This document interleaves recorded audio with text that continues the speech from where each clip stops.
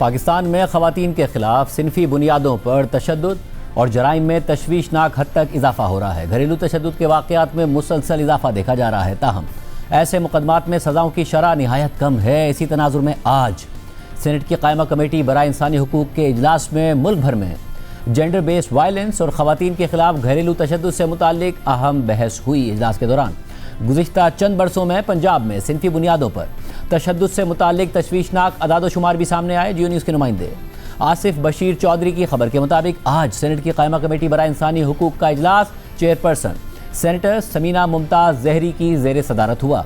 इजलास के दौरान कमेटी की रुकन और पीपल्स पार्टी की रहनुमा सेनेटर शेरी रहमान ने कहा कि घरेलू तशद्दुद के मुकदमात में सज़ाओं की शरह 5% है, जो कि हैरानकुन है। और अब आकर घरेलू तशद्दुद के हवाले से बिल पास हुआ है। इसके बाद सेनेटर शेरी रहमान ने इजलास में जियो के ड्रामा सीरियल केस नंबर 9 का जिक्र करते हुए कहा कि केस नंबर 9 में जेंडर बेस्ड वायलेंस के बाद कोर्ट्स का जिक्र है। इस सीरियल में दिखाया गया है कि रेप के बाद ख़वातीन को किन मुश्किलात का सामना करना पड़ता है और ख़वातीन से वायलेंस की वजूहात पूछने के बजाय उन पर इल्ज़ाम लगा दिया जाता है।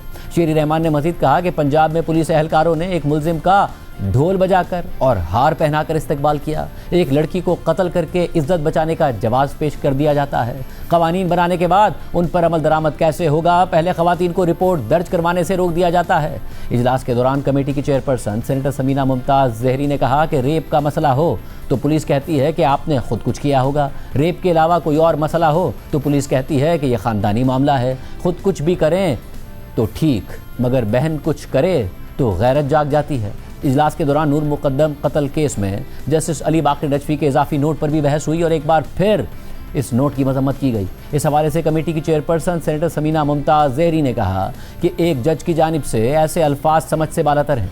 सेनेटर शेरी रहमान ने कहा कि मुल्क भर में 480 कोर्ट्स मौजूद हैं। हमें कहा जाता है कि कानून साजी करें, मगर कानून पर अमल दरामद कौन करवाएगा? इस हवाले से समीना मुमताज़ ज़हरी ने कहा कि अदालत में फ़ैसले देती हैं मगर उन पर अमल नहीं होता और अदालतों के फ़ैसलों को नज़रअंदाज कर दिया जाता है। सेनेटर खलील ताहिर सिंधु ने कहा कि एक केस में जस्टिस आज़म खान ने फैसला दिया कि 15 साल की बच्ची की शादी हो सकती है।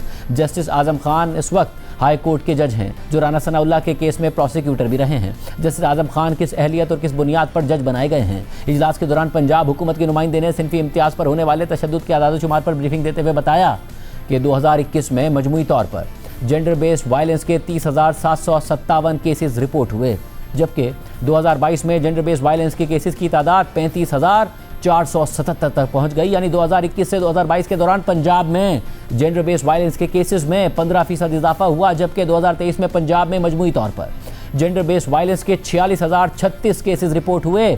यानी 2022 से 2023 के दौरान पंजाब में जेंडर बेस्ड वायलेंस के केसेस में 30% तक इजाफा हुआ। इसी तरह 2024 में जेंडर बेस्ड वायलेंस के मजमूई केसेस 61,097 तक पहुंच गए। यानी 2023 से 2024 के दौरान इस नौइयत के केसेस में 33% इजाफा हुआ। इजलास के दौरान कौमी कमीशन बराए इंसानी हुकूक की चेयरपर्सन ने ब्रीफिंग देते हुए कहा कि पुलिस और अदलिया को साथ साथ चलना चाहिए। हमारे पास केसेस रिपोर्ट हो रहे हैं लेकिन उनकी डेटा मैनेजमेंट नहीं की जा रही है। इस्लामाबाद से इस चीज़ का आगाज़ होना चाहिए और वज़ारत कानून और इंसाफ के नुमाइंदे को भी इजलास में होना ज़रूरी है।